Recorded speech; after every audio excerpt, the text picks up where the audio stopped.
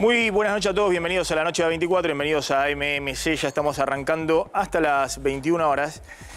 Vamos a arrancar justamente con esto, ahora va a contar Zlotnik que si van a anunciar finalmente medidas de suma fija o algunas medidas para el bolsillo, algo que se está discutiendo fuerte dentro de la interna del oficialismo, ¿no? Porque pasaron las elecciones primarias, pasó la negociación con el fondo y el reembolso de 7.500 millones de dólares y todavía el gobierno no hizo el anuncio que es inexorable, pero hay que ver la letra chica de ese anuncio. Está claro que en las últimas 2 semanas jubilaciones, planes sociales y salarios que venían muy atrás de la inflación han quedado todavía más rezagados y la pregunta es cómo puede maniobrar el Ministerio de Economía para tratar de recomponer un poco eso sin que acelere todavía más la inflación y termine todo licuándose.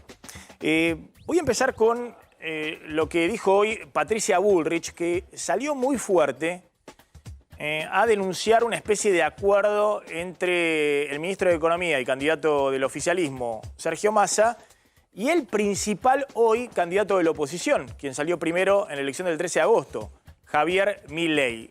Fíjate lo que decía Patricia Bullrich sobre Massa y Milei. Bueno, los gestos, más que polarizar, parece que son gestos de acuerdo político. Si Milei acuerda con Massa que están bien lo que están haciendo, cuando la inflación sube, cuando Massa saca una evaluación de un día para otro, un día después de las elecciones, y genera una situación económica que genera desesperación en la gente, más allá de que pueda haber habido muchos saqueos organizados, delincuentes, más allá de eso, genera desesperación en la sociedad que no sabe cómo vivir en un país que va a tener una inflación enorme. Entonces, en estas circunstancias y en esta situación, más que una polarización, parece un abrazo, ¿no? Bueno, nosotros contamos ya hace varios días en este programa que obviamente había mucho temor en el gobierno después del 13 de agosto porque el resultado electoral fue muy disruptivo y generó un terremoto en los mercados. Básicamente porque los mercados, los agentes económicos, no solamente locales, sino también los que estaban comprados en bonos de la deuda soberana o los que apuestan a las acciones argentinas, estaban pronosticando para el 13 de agosto un escenario en el cual Juntos por el Cambio saliera primero, con una diferencia de 5 o 6 puntos respecto al oficialismo, que en teoría iba a salir segundo según las encuestas, con un piso del 30%, y en tercer lugar, lejos, Javier Milei. Bueno, ocurrió todo al revés. Digamos, el que iba a salir tercero salió primero, los que iban a salir primero con una diferencia holgada y acercándose a un balotaje salieron segundo, y el gobierno salió en tercer lugar en una posición muy debilitada, con el ministro de Economía, Sergio Massa, como candidato. Ese escenario generó el primer día un derrumbe fuerte de bonos, fundamentalmente de la deuda, y una disparada de la brecha cambiaria tras la devaluación que el gobierno tenía acordada con el Fondo Monetario de 20%. Ante ese escenario, efectivamente, como expresó el ministro de Economía, Sergio Massa, en el día de ayer en el Council of America, bueno, Javier Milei actuó sorpresivamente como factor de estabilización. Y de hecho, economistas de Milei y el propio Milei salieron a algunas definiciones claves. La primera, que no iban a entorpecer la negociación con el Fondo Monetario, que no iban a poner objeciones, que es lo que había que desembolsarle al gobierno, que fueron los 7.500 millones de dólares que desembolsó el FMI esta semana. Tenían que negociarlo con el gobierno y que ellos no lo iban a entorpecer, no era de su incumbencia. Lo segundo, que iban a pagar la deuda pública en bonos en pesos y en dólares. Es decir, que no era necesaria una reestructuración de la deuda soberana, como habían sugerido en los últimos meses distintos economistas de Juntos por el Cambio. En primer lugar, respecto a la deuda en pesos, que el gobierno de Mauricio Macri reperfiló, reestructuró sobre su final de gestión. Y en segundo lugar, sobre la deuda en dólares que reestructuró Martín Guzmán en 2020. Esas tres señales fueron señales muy estabilizantes para un escenario sumamente crítico.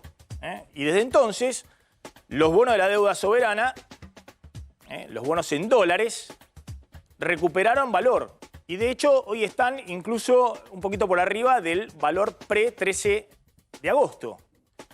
Y también hubo alguna estabilización de la brecha cambiaria porque salió un economista o un hombre clave en el asesoramiento financiero, Javier Milei, a decir que el dólar a 780 pesos era un dólar de estafa, que él a ese dólar entre 7.30 y 7.80 vendía y que compraba bonos de la deuda.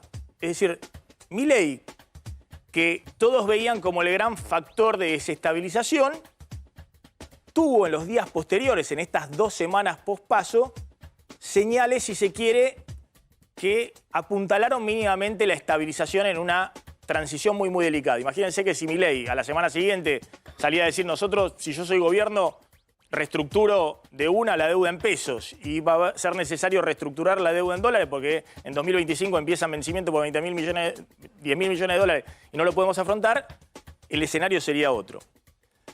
Acá contó en el día de ayer Carlos González Prieto que la reunión de Milei con el FMI el viernes pasado, donde nosotros contamos en detalle, Milei dijo exactamente esto que estamos diciendo, generó mucho alivio en el propio gobierno y que hubo una comunicación, un llamado y una comunicación entre Massa y Milei, en lo cual Massa en privado hizo lo que después dijo en público, que Milei había sido colaborativo en la relación con el FMI y que justamente el que emergía como la nueva oposición o el candidato más votado había jugado bien en la negociación con el fondo y las señales que había dado.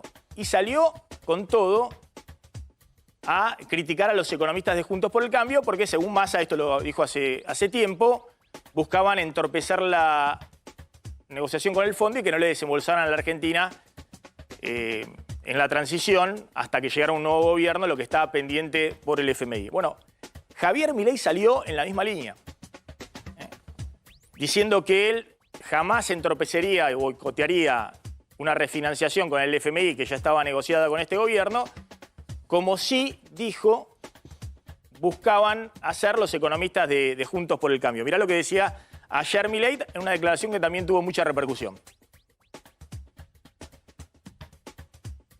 Bueno, lo mostramos ayer, ¿no? El corte de Milei, como les decía, ¿no? El que buscaba dinamitar, dicen los economistas de... Ahí está el textual. Economistas de Juntos por el Cambio apuestan a causar un desastre económico.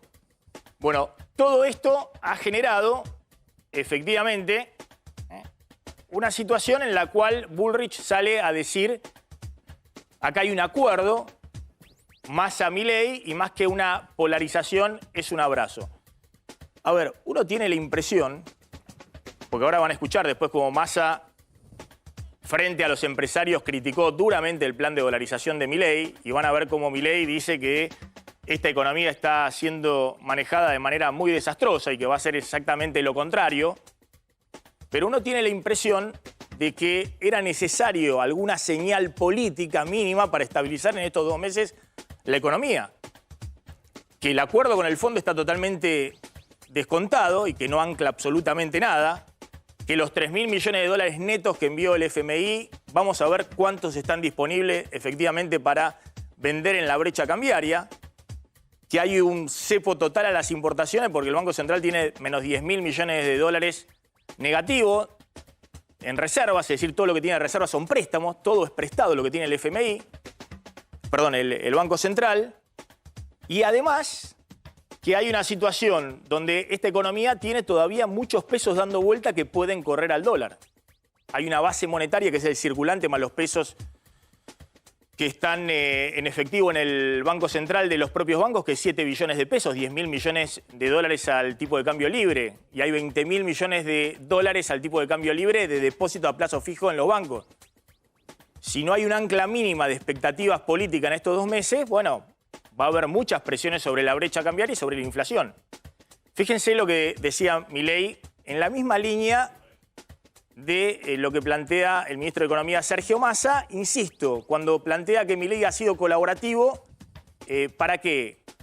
Bueno, para tratar mínimamente de que esta transición no sea una crisis total. Más allá de que uno puede pensar que a Milei le convendría que se espiralice la inflación, que el dólar vuele por los aires y que él sume a cuento de esa situación todavía más votos. Miren lo que decía ayer Milei. Acorde a lo que está haciendo Juntos por el Cambio en este momento, están apostando a causar un desastre económico. Y en ese sentido me parece una gran irresponsabilidad, porque dinamitarle hasta el rollover a un gobierno significa que le están tratando de impulsar una crisis, y a mí me parece que eso no está bien, digamos, porque más allá del cálculo electoral que vos puedas hacer, es una aberración que por querer tener algún voto más, apostando al peor mejor, eso genere una situación que le va a generar mucho dolor a los argentinos. Yo creo que uno tiene que hacer propuestas constructivas y que justamente evite el sufrimiento de los argentinos. Pero parece que Juntos por el Cambio, con tal de ganar una elección, está dispuesto a todo. Bueno, se lo ve a un Milei hoy muy enojado con los economistas de Juntos por el Cambio, muy enojado con Bullrich, muy confrontativo con Juntos por el Cambio y buscando, obviamente, en la estrategia política polarizar con el oficialismo, con Sergio Massa. Y a su vez, lo mismo, la estrategia, obviamente, del oficialismo es polarizar con Milei para dejar en el camino a Juntos por el Cambio. Esas son las estrategias electorales, es evidente. Pero yo me pregunto, si los economistas de Juntos por el Cambio, que eran hasta ahora la principal oposición y que se suponía que podían estabilizar las expectativas si salían primero, no salen mínimamente a apuntalar la transición, bueno, por lo menos sale Milei. Porque todos pensaban que Milei después del 13 de agosto iba a salir con el bidón de nafta a incendiar todo. Y se podría haber incendiado todo. Si Milei decía el dólar no tiene techo, no vamos a pagar, simplemente una palabra, no vamos a pagar la deuda en pesos, era game over para el gobierno, pero más difícil todavía era una situación de espiralización y de 15 puntos más de pobreza en la Argentina de acá a diciembre. Entonces, yo entiendo la confrontación política, entiendo que Bullrich está buscando encontrar un espacio porque están estratégicamente, tanto Milei como Massa, buscándola dejar fuera de la foto, pero también siempre hemos apelado mínimamente a la responsabilidad en la transición. Y sorpresa, el que muestra una mínima cuota de responsabilidad en estos 2 meses, aún contra sus propios intereses desde el punto de vista electoral, es Milei. Y voy a mostrar los economistas que tienen una buena relación con Sergio Massa y con Milei, y que han estado en los últimos días en ese ida y vuelta, transmitiéndole, si se quiere, a los empresarios, al establishment, a los bancos de inversión, la idea de que efectivamente Milei no buscaba incendiar todo, que va a empezar con un plan muy tradicional de ajuste fiscal para estabilizar mínimamente las expectativas y sobre todo este mensaje, ¿no? No queremos que el gobierno se encuentre en una situación crítica frenando la negociación con el fondo. Uno es, dijimos que no es economista, es un hombre del mercado financiero, Darío Epstein, que fue el que gestionó la reunión con el FMI y el que en los últimos días en el Council of America, en una reunión con empresarios, dijo que él ve una construcción de gobernabilidad si Milei es presidente con un sector del peronismo no kirchnerista y que está también muy crítico, Epstein, de los economistas de Juntos por el Cambio.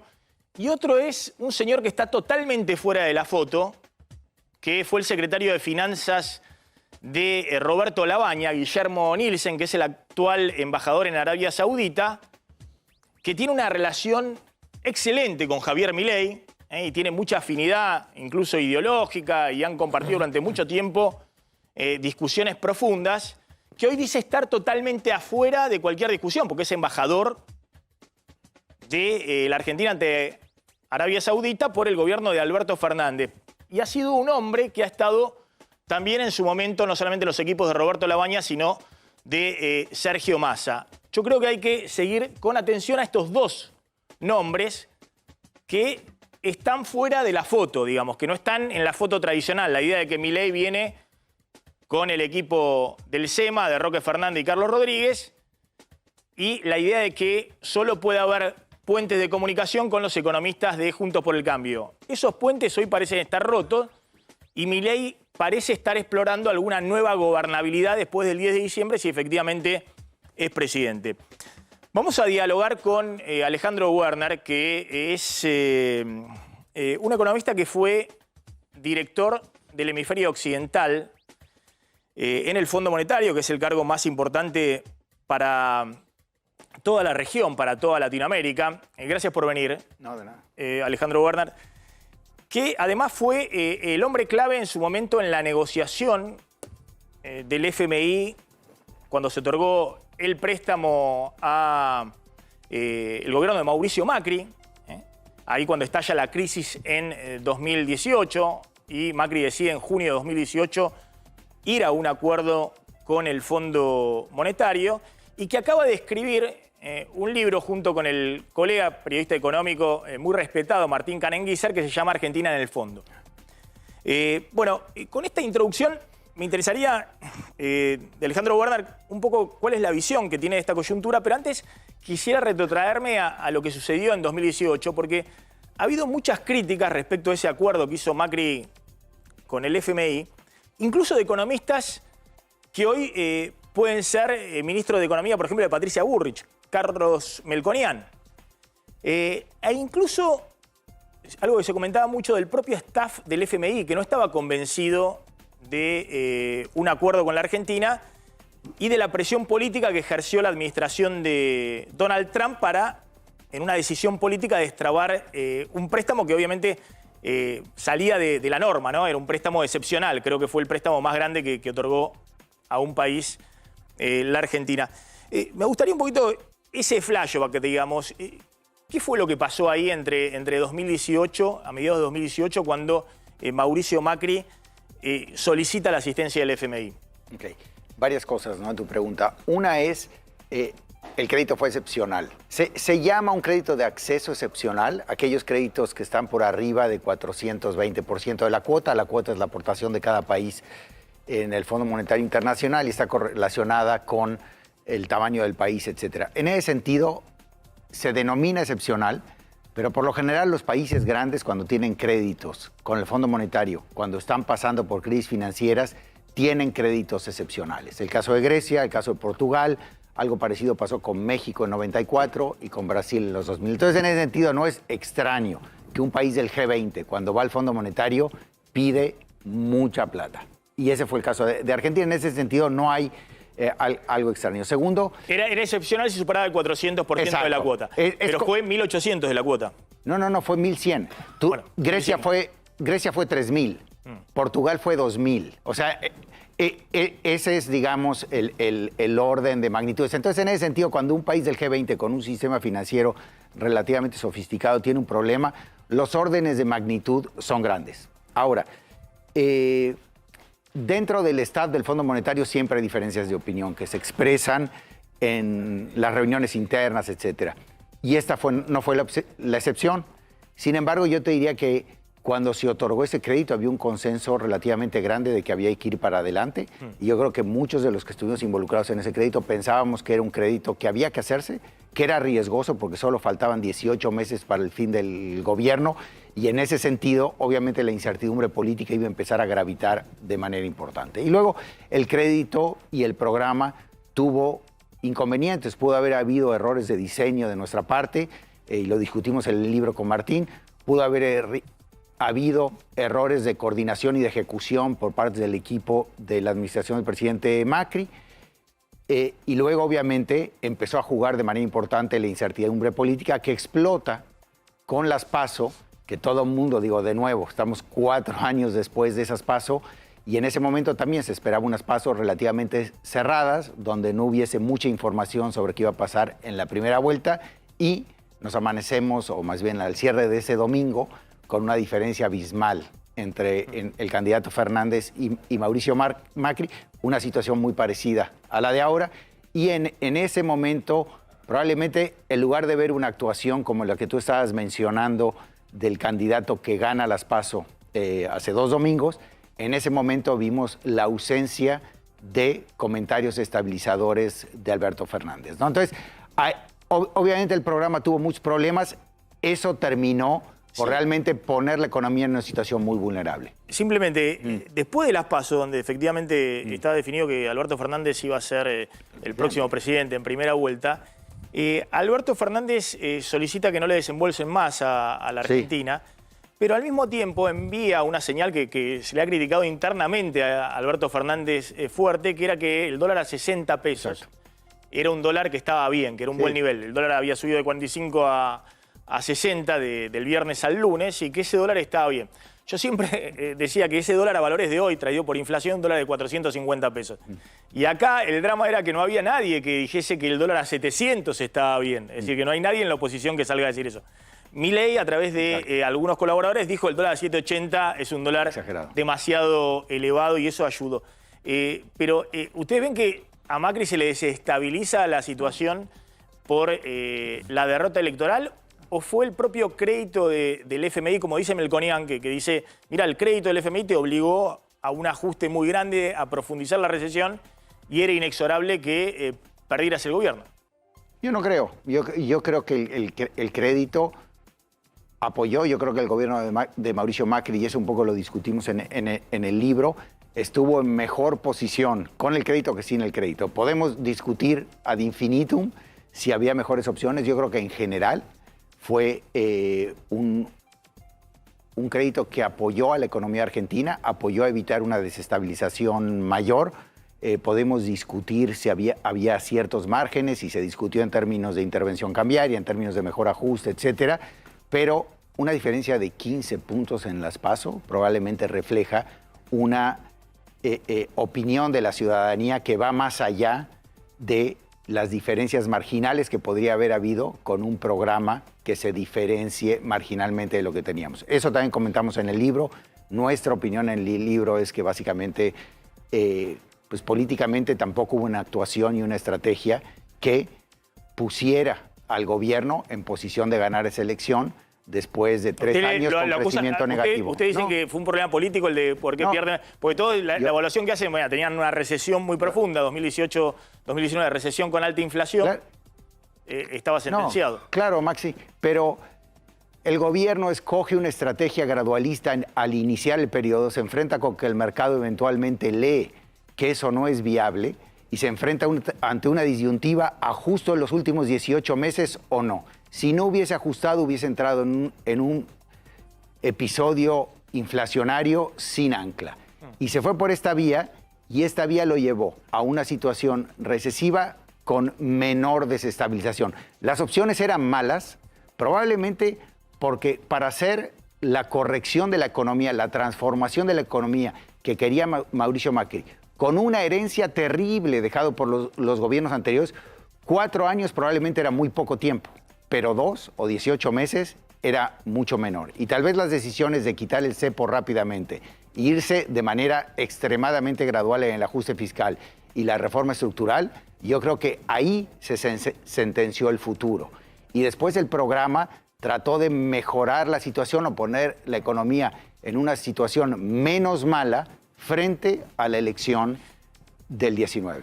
Voy a lo que está sucediendo en este año, ¿no? Este año la Argentina tuvo un shock, venía con todo tipo de desequilibrio, porque ya hubo una crisis cambiaria muy fuerte en julio del año pasado, cuando se desarma parte de la deuda en pesos y corre a la brecha cambiaria, se acelera en otro ritmo la inflación. La Argentina viene con desequilibrios que se agravaron fuertemente en la cuarentena, en la pandemia. Se emitieron 7 puntos del PBI sin ningún respaldo para financiar un déficit fiscal equivalente. Pero en medio de todo eso, este año tiene un shock externo de 20.000 millones de dólares. Porque todos conocen, por la sequía.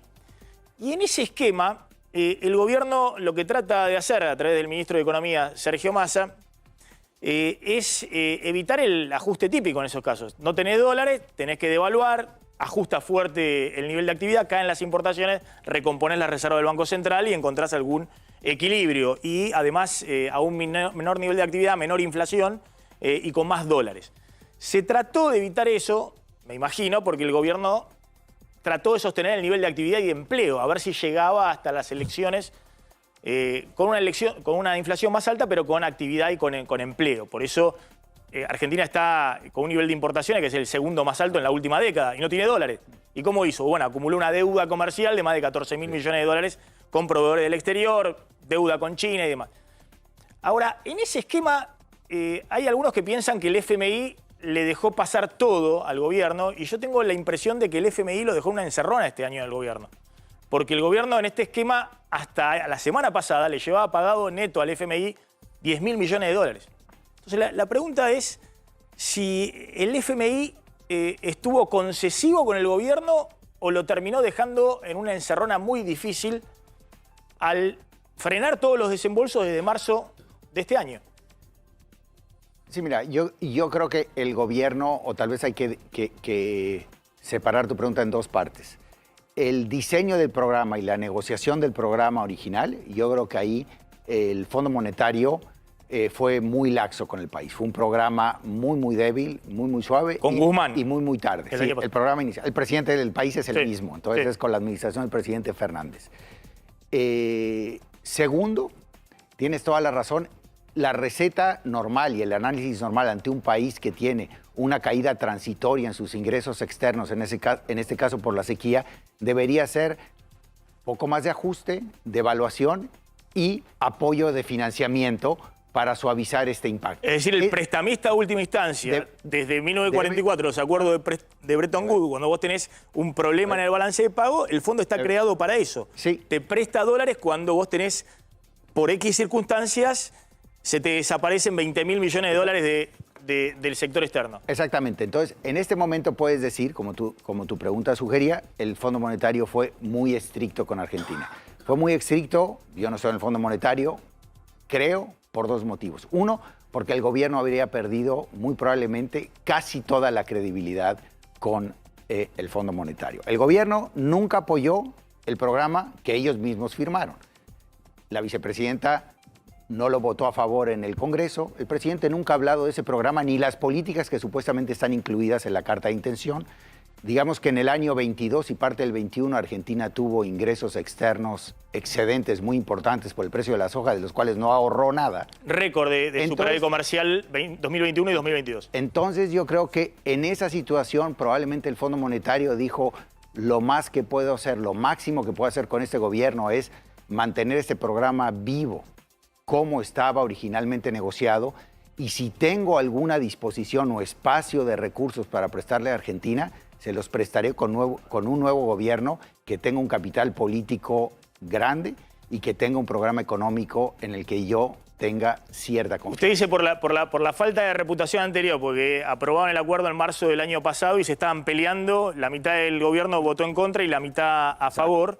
El FMI justo en el momento más difícil se puso estricto. Y Argentina tuvo la oportunidad de ahorrar los dólares de los superávits comerciales de años pasados y no lo hizo. Y en tercer lugar, tuvo la oportunidad de negociar este programa de manera mucho más temprana, y yo creo si Argentina hubiese negociado en el año 2020... De inicio del gobierno y no postergarlo hasta el 2022. Le hubiesen dado más recursos, porque en medio de la pandemia todos los programas se expandieron. Argentina podría haber tomado, y especulamos eso en el libro, entre 5.000 y 12.000 millones de dólares adicionales, y el gobierno decidió postergar, y sí, yo creo perdió mucha credibilidad. Bueno, porque ayer el ministro de Economía, Sergio Massa, decía... el FMI este año pasó de prestamista de última instancia a acreedor privilegiado.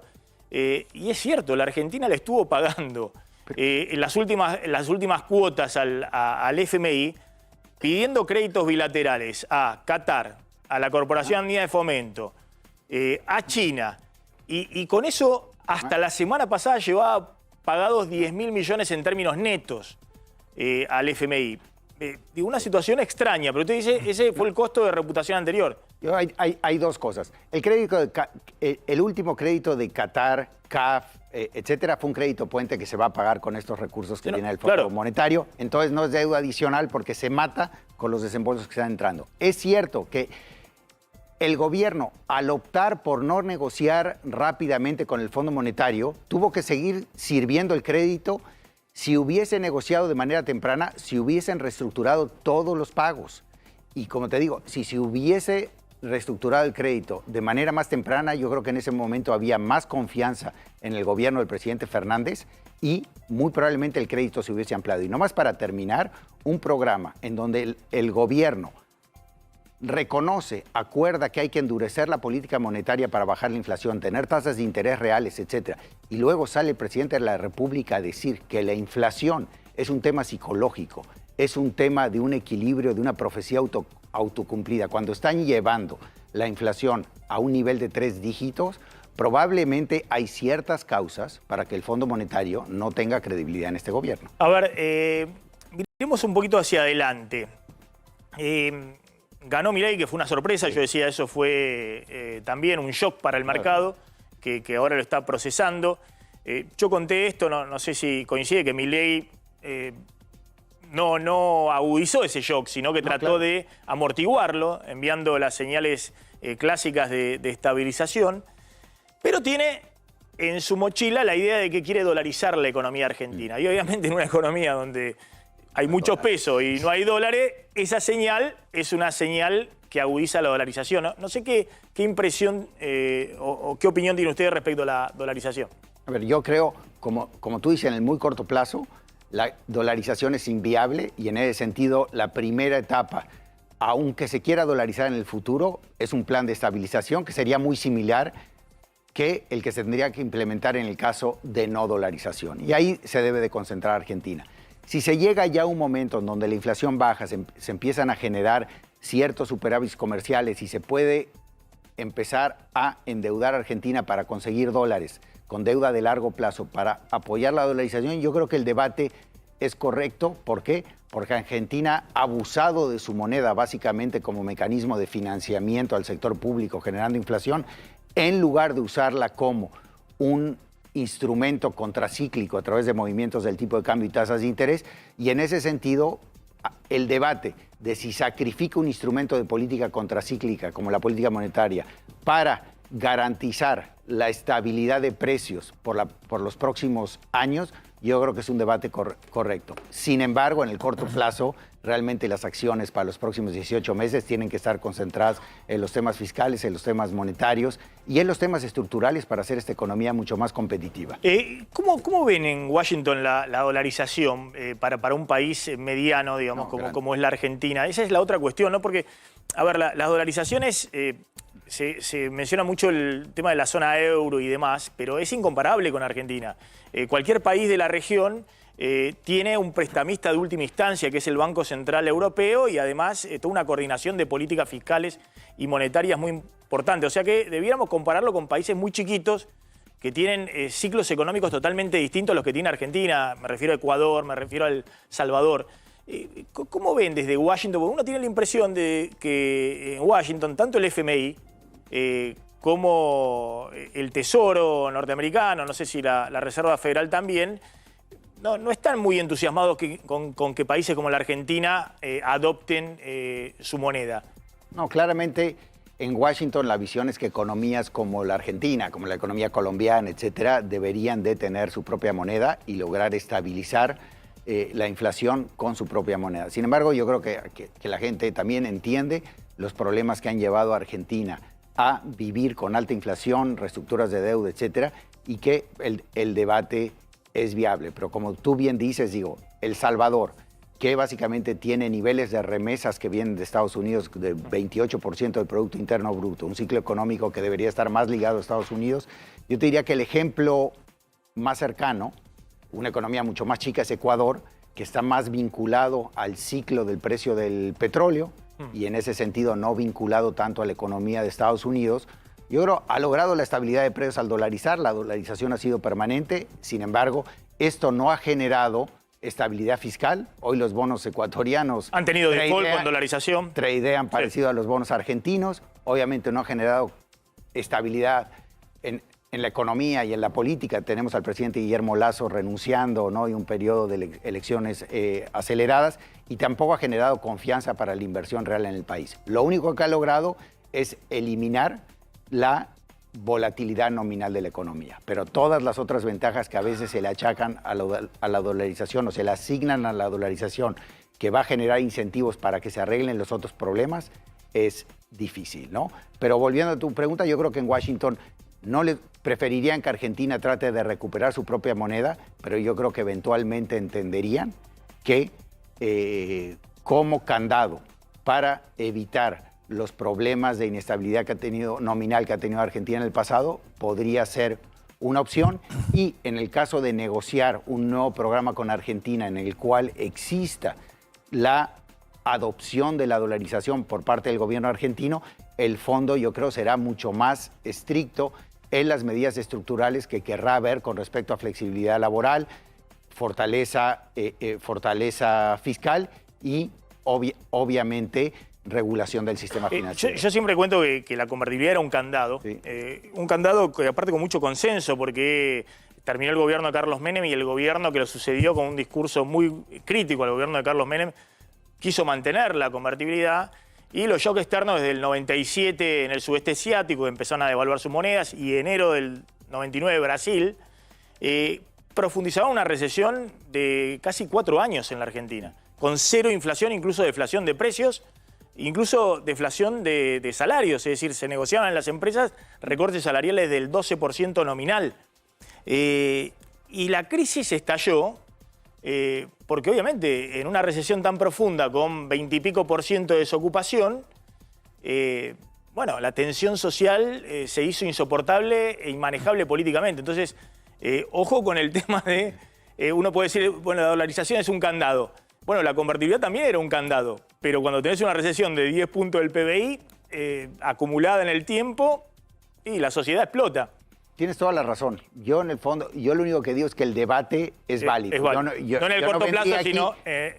Tampoco yo creo que en el mediano plazo yo preferiría ver a Argentina tratando de recuperar su moneda, por lo que tú dices, una economía muy sofisticada, no sigue a la economía de Estados Unidos, el dólar no es la moneda óptima para Argentina, lo mejor es tratar de recuperar su propia moneda y hacer como hace Colombia, que cuando se cae el precio del petróleo devalúa el peso colombiano 30%, exporta más flores, los colombianos se van menos a Estados Unidos y trata de corregir ese desbalance comercial como lo hace la economía canadiense o la economía australiana. Eso debería ocurrir en Argentina. E incluso Brasil lo ha hecho. También, incluso Brasil lo ha hecho en las últimas 2 décadas. Lo ha hecho Brasil, lo ha hecho México, lo ha hecho Chile. Porque son países que tienen un ciclo totalmente distinto al de Estados Unidos. Digamos, cuando Estados Unidos suben la tasa de interés, van todos los capitales hacia allá, baja el precio de las commodities, tenemos el shock, y estos países devalúan con baja inflación. La moneda... Y al revés, cuando ingresan capitales a la región o hay precios de commodity muy elevados, aprecian nominalmente, es decir, baja el dólar en la región, como ha ocurrido en los últimos meses, y desinflacionan, es decir, bajan los precios en la región. La moneda propia le ha permitido a estos países ser muy ajustarse a choques, tanto de precios de los commodities como de actividad, así como de la cuenta de capitales, de manera mucho más suave. Y el mejor ejemplo de eso, por ejemplo, es la diferencia en cómo se ajustó Colombia ante la caída del precio del petróleo versus Ecuador. La caída en el Producto Bruto de Ecuador fue muy importante y Colombia dejó de crecer al 5 y creció al 2,5. Una pregunta de Londres, que le voy a hacer una última pregunta sobre los BRICS, que es también una discusión que está dando vuelta. ¿Qué responsabilidad otorga usted al propio FMI de que cada vez que Argentina tuvo un programa con el fondo, terminó mal, terminó estallando, digamos, como vimos en repetidas ocasiones? Yo creo que obviamente la responsabilidad fundamental radica en la sociedad argentina, que al final del día no hemos visto un consenso del tamaño de Estado, del tamaño de gasto público que quiere tener. No en la receta que aplica el fondo, que posiblemente sea la misma para todos los países. Y por otro lado, en los impuestos que la sociedad está dispuesta a pagar. En segundo lugar, como decimos en el libro con Martín Canenguícer, las grandes decisiones de política económica en este país, el Plan Austral, la convertibilidad, el gradualismo de Macri y la ausencia de un programa económico del presidente Fernández, en todas las decisiones el fondo tuvo poco que ver. Vino corriendo de atrás. Es cierto lo que tú dices, corriendo de atrás y prestando dinero y condicionando esos recursos a la aplicación de ciertas políticas. En algunas ocasiones tal vez la recomendación de esas políticas no fue la mejor. Y yo te diría que esa responsabilidad fue una responsabilidad secundaria. En cada caso habría que asumirla y discutirla de manera importante, pero creo que en el fondo está esa inconsistencia entre lo fiscal y el tamaño de Estado que se quiere tener en el país. ¿Cuál es su opinión del ingreso de la Argentina al grupo BRICS? Creo que es un tema diplomático importante de dónde se quiere posicionar Argentina. Yo creo que hay un tema donde es importante pensar cuál va a ser la estrategia en la medida que tenemos estas tensiones entre Estados Unidos, Europa y China, y obviamente las tensiones que hay en Europa con Rusia, etcétera, y cómo Argentina puede aprovechar esas al no ser un participante activo en estas tensiones. Tal vez ir tan de frente en un grupo donde tienes a Rusia, donde tienes a Irán y donde tienes naciones cuestionables en términos de derechos humanos, en términos de institucionalidad, terrorismo, es complicado. Yo no soy un experto en diplomacia, pero creo que esos no pasa fundamentalmente por una cuestión económica hoy. No, digo, pues, a mí me sorprendió, pero Bolsonaro fue un impulsor de los BRICS cuando era presidente de Brasil, y una ideología completamente distinta. Entonces, ¿hoy pasa por cuestiones ideológicas o pasa por encontrar asociaciones que permitan potenciar el posicionamiento de los países, ¿no? Tal vez es mi desconocimiento de la diplomacia del Cono Sur, pero Bolsonaro, Brasil ya estaba en los BRICS, participaba activamente, y yo creo que durante el gobierno de Bolsonaro se disminuyó la presencia y el sesgo pro-BRIC de su política, y se identificó mucho más con Estados Unidos. Entonces lo que digo es, yo creo que Argentina tiene que explorar los mecanismos para estar bien con China, sobre todo con China y con India. Yo creo que esos son los países claves. Si esto lo hubiese podido hacer como lo ha venido haciendo afuera de los BRICS, tal vez sería mejor. Pero bueno, parece que el gobierno pensó que era mejor hacerlo por esta vía. Yo creo que Argentina puede estar bien con Estados Unidos, puede estar bien con China, puede estar bien con India, y con ese conjunto de interlocutores financieros y en el mundo, digamos, de las exportaciones, etcétera, Argentina podría aprovechar esta coyuntura internacional. Alejandro Werner, gracias. Es muy interesante dialogar con usted. Acaba de escribir junto al colega y amigo periodista económico Martín Canenguízar, Argentina en el fondo, una especie de diario desde adentro del FMI. Ahí está la portada del libro, de lo que sucedió en los últimos años en la relación con el fondo, teniendo en cuenta el rol clave que tuvo Alejandro Werner en el desembolso del préstamo a Mauricio Macri. Alejandro Werner, que es argentino, ¿no? Después estudió en México e hizo un doctorado en Estados Unidos. En MIT. En el MIT. Sí, nací aquí, viví hasta el 77 en Buenos Claro, Aires. es decir, los argentinos, siempre hablamos también con Claudio Loser, que ha ocupado también la dirección del hemisferio occidental del FMI, que también es otro ex Universidad de Chicago, pero argentino, y Mario Blecher, ¿no? Que ha sido presidente del Banco Central de Argentina, claro, que también ha tenido un puesto muy importante para el sudeste asiático, otro hombre también argentino en el FMI.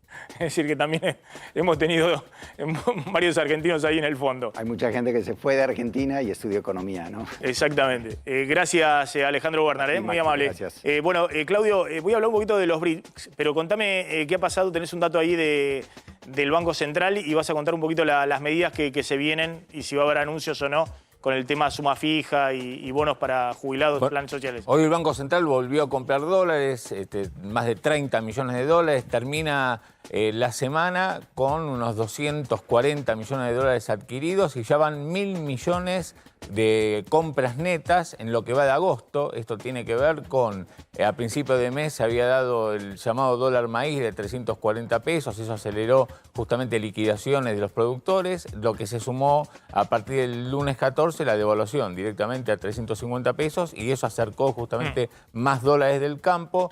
La expectativa, Maxi, mira, el Fondo Monetario acaba de sacar el informe, el reporte que dice que le obliga a la Argentina de acá hasta fin de año a sumar 8.000 millones de dólares de las reservas.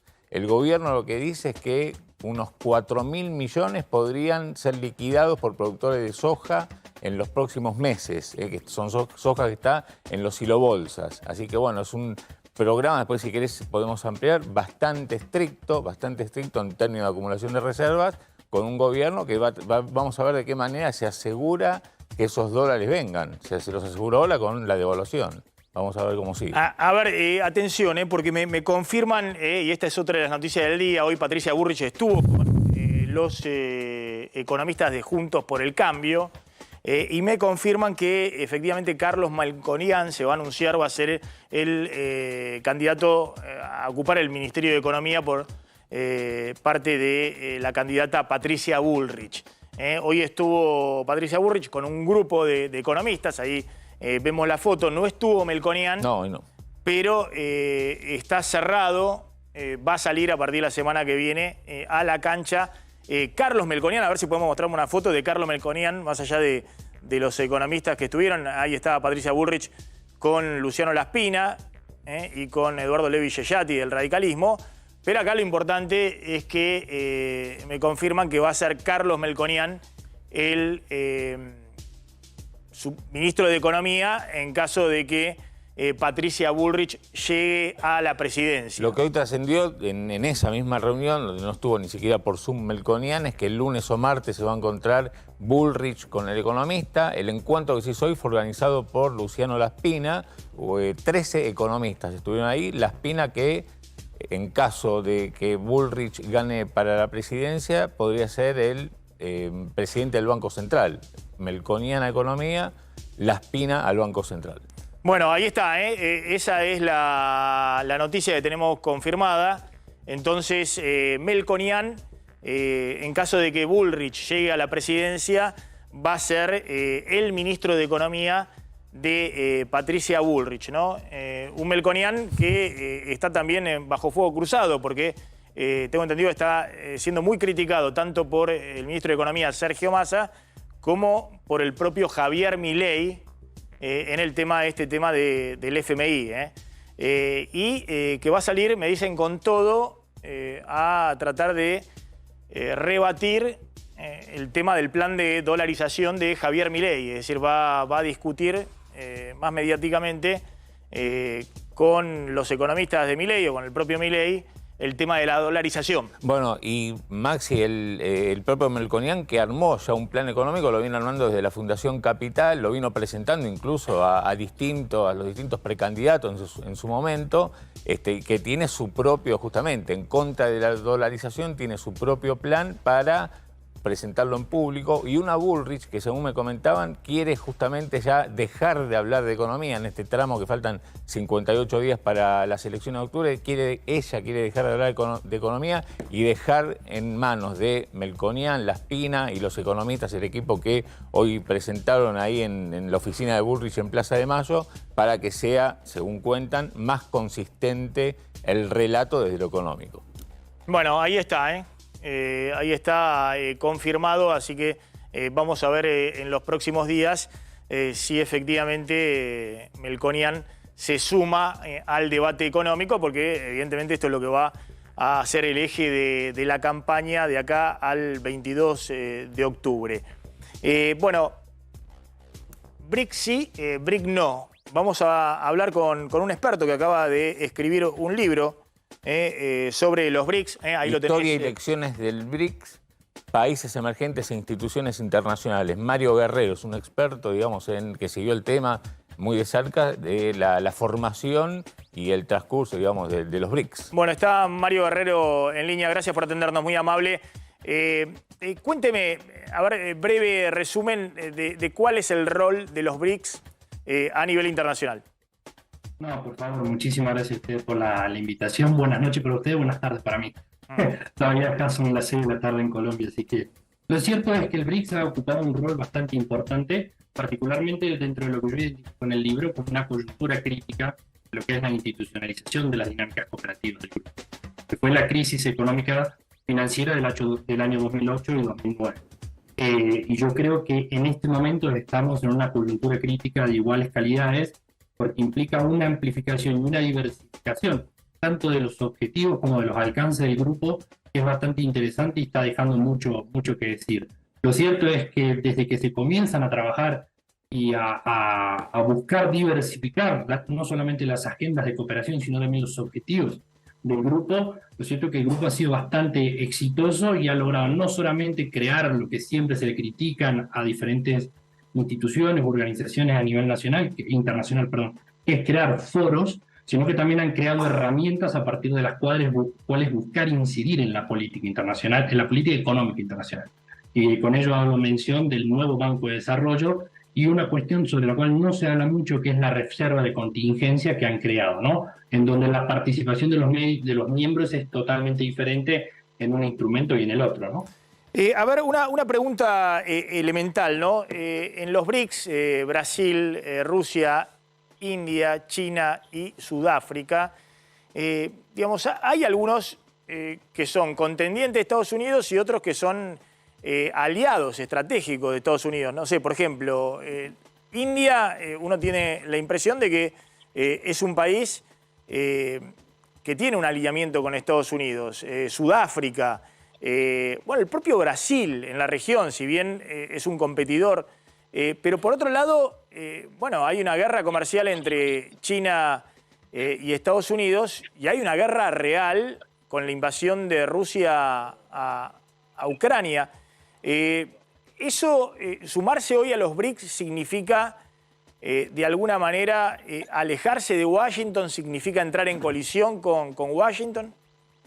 A ver, en principio yo creo que hay una palabra clave dentro del BRICS y lo definió muy bien Xi Jinping en el año 2017 cuando dijo que ellos lo que hacen es una cooperación económica orientada a resultados. La agenda económica es la agenda prioritaria a partir de la cual cooperan y buscan consolidar sus relaciones entre países, ¿no? Porque la idea no es solamente que sea bilateral, sino que sea multilateral, y en este sentido siempre en los diferentes escenarios, no solamente, esto es un dato interesante, no solamente en la Asamblea General de Naciones Unidas, sino también en el Consejo de Seguridad cuando han coincidido, pero también, por ejemplo, en la Organización Mundial de la Salud, han tendido a ir cooperando y a mantener una agenda compartida. Pero lo cierto es que siempre han tenido esa delicadeza de mostrarse no anti-Occidente. De hecho, si uno mira todas las declaraciones desde el año 2009 en adelante, todas las summit, todas las cumbres y todos los diferentes eslabones deliberativos que se han formado hacia diferentes esquemas gubernamentales e incluso de la sociedad civil, porque incluso participan sindicatos, partidos políticos, etcétera, todos reivindican el hecho de que ellos forman parte del orden político internacional liberal. Esos son términos que siempre están presentes y nunca buscan romper con eso, sino que lo que buscan es acelerar las dinámicas, y acá la prioridad que tiene la agenda económica, acelerar las dinámicas de crecimiento y obviamente de nivel de estancamiento. Recordemos que el término BRIC, porque primero surge sin la S, surge como una categoría creada por la Goldman Sachs, como diciendo, estos van a ser los 4 países que para el 2050 van a superar al G7. Lo cierto es que lo hicieron mucho antes de lo que la Goldman Sachs marcó. Así como en los 80 estuvieron los tigres asiáticos, bueno, estos eran los nuevos países emergentes, ¿no? Que iban en un proceso de desarrollo acelerado. Con un volumen económico muy grande. Obviamente China, innegable, pero India también, Brasil también. Exactamente. De hecho, a Jim O'Neill, que yo siempre uso la metáfora un poco jocosa, pero describe muy bien el proceso, digamos. Jim O'Neill siempre se quejó de que se haya incorporado Sudáfrica al grupo, cuando resulta que a su criterio Sudáfrica no daba la talla para ser incorporada. Entonces yo lo que siempre digo es que Víctor Frankenstein realmente se dio cuenta de que Frankenstein ya no le respondía a él, porque realmente cobró una vida política totalmente independiente. De hecho, Jim O'Neill llegó a declarar en muchas oportunidades que los países se le acercaban a él para que le hicieran propaganda de que sea el nuevo país a ser incorporado, porque había toda una cierta burbuja financiera también en ese sentido, pero la crisis económica financiera del año 2008-2009 permitió que los países se catapultaran en un contexto de coincidencia política bastante fuerte, porque, por ejemplo, se da el relanzamiento de muchas relaciones bilaterales que eran prácticamente inexistentes hasta ese momento.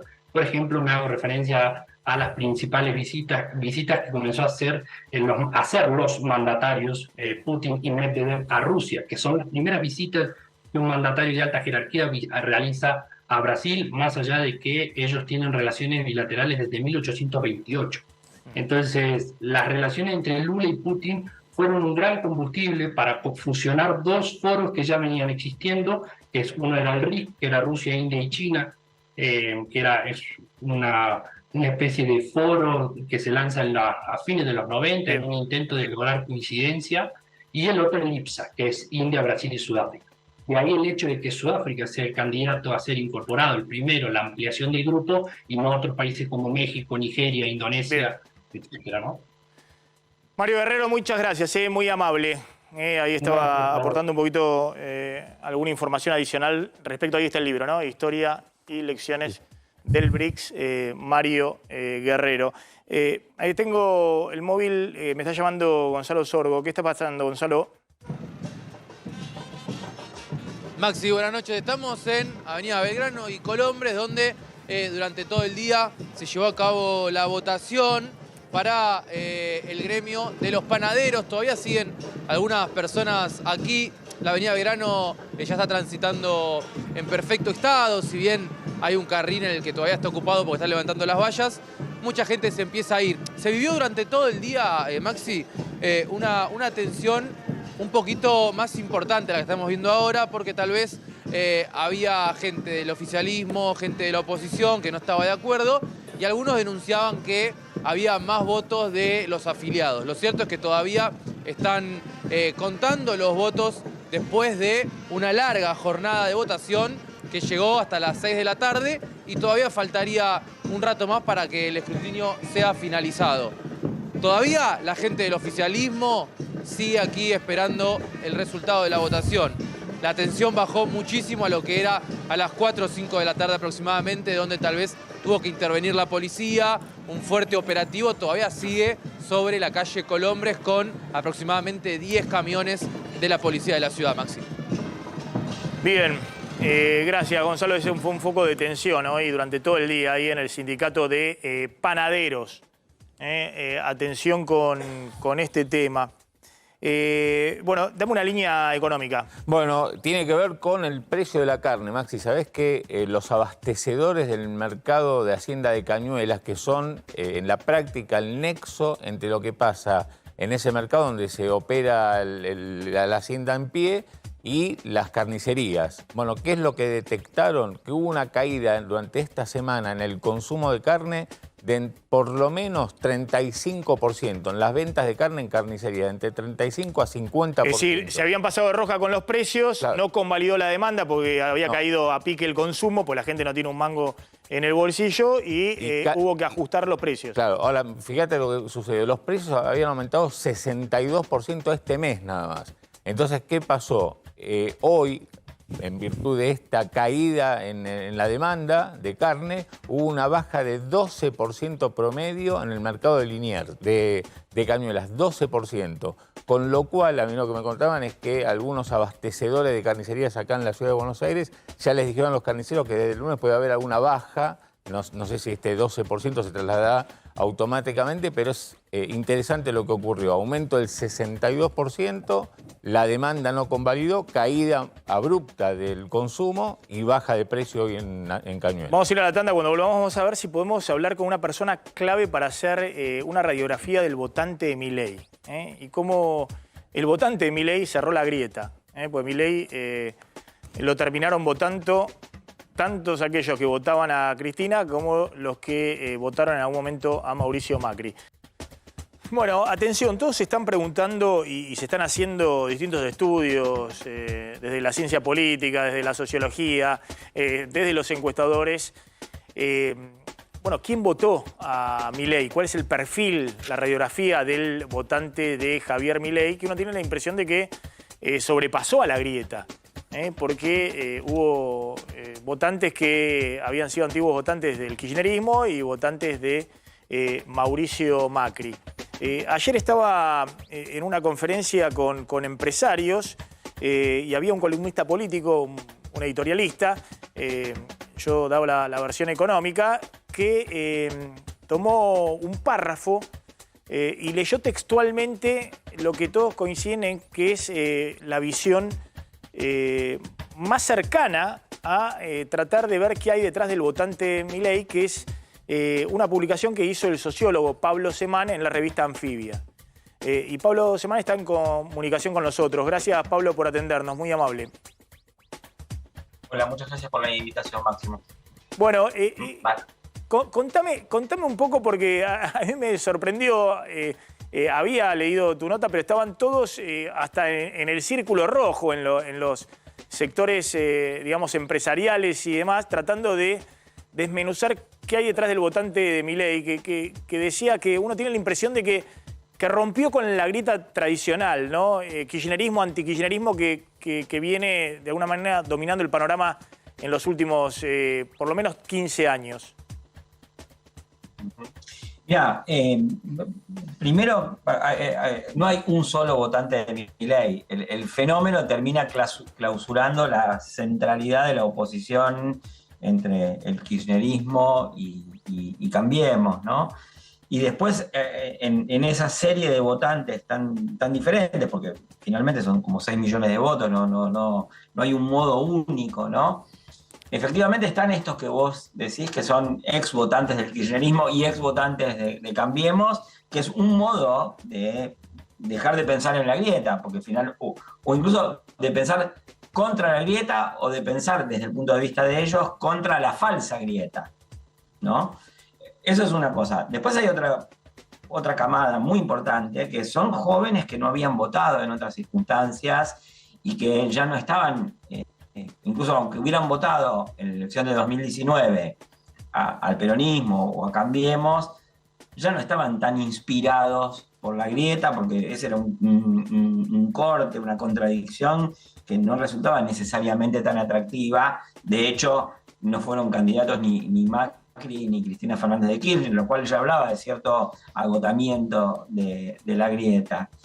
Y por otro lado, agregaría algo más, que es, se incluye como un nuevo motivo, que en parte es un motivo de voto decantado de las dos experiencias anteriores, que es, por un lado, contra todos los de antes, ¿no? Agrupa dos fuerzas poderosísimas, una que es el antikirchnerismo y otra es contra los protagonistas de la grieta, los protagonistas del fracaso. Y después instaura otro motivo que, si querés, surge de todo el proceso político de los últimos 12 años, por lo menos, que es la afirmación del valor de la libertad como un valor genérico que conjuga una serie de motivos de voto, incluso hasta contradictorios, pero es contra los impuestos, contra la ineficiencia del Estado, contra las regulaciones, contra islas de lo que los votantes perciben como privilegios. Bueno, hay una serie de motivos que se agrupan en la libertad, pero hay un motivo negativo, que es contra todo lo que estaba antes y contra el kirchnerismo al mismo tiempo, y otro es a favor de algo que es la libertad. Ahora, ¿cómo uno puede hacer un corte socioeconómico, por ejemplo, del votante de Milei, ¿no? Porque yo he visto gente muy humilde, incluso sin ningún trabajo formal, pidiendo en la esquina de un semáforo, diciendo que iba a votar a Milei. Y también he visto a sectores de clase media alta, o incluso alta, decir que van a votar a Milei. ¿Cómo se entienden, digamos, las distintas franjas de votantes Milei? Es decir, ha atrapado votos de todos lados. Exactamente. Mira, primero que como el voto a Milei evolucionó muy rápidamente en la historia electoral, una cosa era cuando Milei era el 10% nacional, otra cosa era cuando Milei era el 20% nacional, y otra cosa es cuando se constituyó en el 30%, que yo creo que eso sucedió en los últimos tiempos, muy pocas semanas, o tal vez una semana antes de la PASO. Eso primero, ¿no? Entonces, al final de ese proceso, el voto, por lo que hay algunos estudios, yo te voy a dar dos fuentes o dos datos. Hay un dato que ahora yo no me acuerdo, está en internet, de algunos que mostraban la incidencia del voto Milei ligada al valor de la propiedad, y es un voto homogéneo, transversal socialmente, ¿no? Están las clases medias, están las clases altas y están las clases populares. Eso es un primer dato que es cuantitativo y lo demuestra. Lo otro que es mi experiencia, que es más cualitativa, yo trabajo básicamente hablando con la gente, desplazándome por la ciudad y por el conurbano. Y lo que a mí me pasó, es más, yo no soy especialista en el voto, no trabajo sobre el voto de la derecha, trabajaba sobre los jóvenes y la situación de los jóvenes, pero me empezó a aparecer el dato en cualquier situación social en la que yo trabajase, sea en las clases medias, sea en las clases populares, sea con clases altas realmente, ¿no? Entonces, ahí uno se encuentra con lo mismo que refleja el dato cuantitativo, que es la transversalidad social del voto de Milei. Y hay otra cosa, que eso yo no lo vi porque yo trabajé más con jóvenes, pero también hay una distribución de edades en el contingente grande de los votos, ¿no? En el 30% hay una distribución bastante transversal a través de las edades, porque no solo jóvenes, lo vota gente más grande. Yo creo que la candidatura de Milei fue creciendo y se fue viralizando, y creo que pasaba una cosa que es, mucha gente decía, yo voy a votar a Milei, y habilitaba a otro que tenía ganas de votar a Milei para que votase a Milei. En la última semana, yo me dediqué a escuchar diálogos en la calle, y era impresionante. Primero, los electores discutían el voto, conversaban el voto. Están angustiados, no les gustan los partidos que hay, dicen, uy, tenemos que votar, ¿a quién hay que votar? Pero en esa pregunta surgía el nombre de Milei. La otra cuestión que quería preguntarte, ¿no? Que Milei, ¿no? Ese apellido, uno tiene la impresión de que es una especie también de grito de protesta frente a los políticos tradicionales. Lo hemos visto con algunas recorridas que han hecho del oficialismo y de la oposición, y que por ahí la gente, en vez de insultarle, gritaba Milei, vamos Milei, ¿no?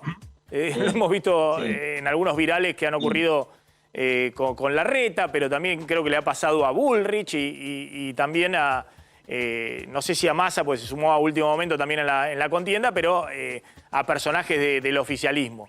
Sí, mirá, y uno tiene la impresión de que si Cristina fuera a caminar el conurbano, como en alguna otra época hacía Kirchner, y Cristina no hace muchísimo tiempo, salir del acto, se encontraría que le gritarían Milei, entre otras cosas, ¿no? En lugares muy, muy humildes.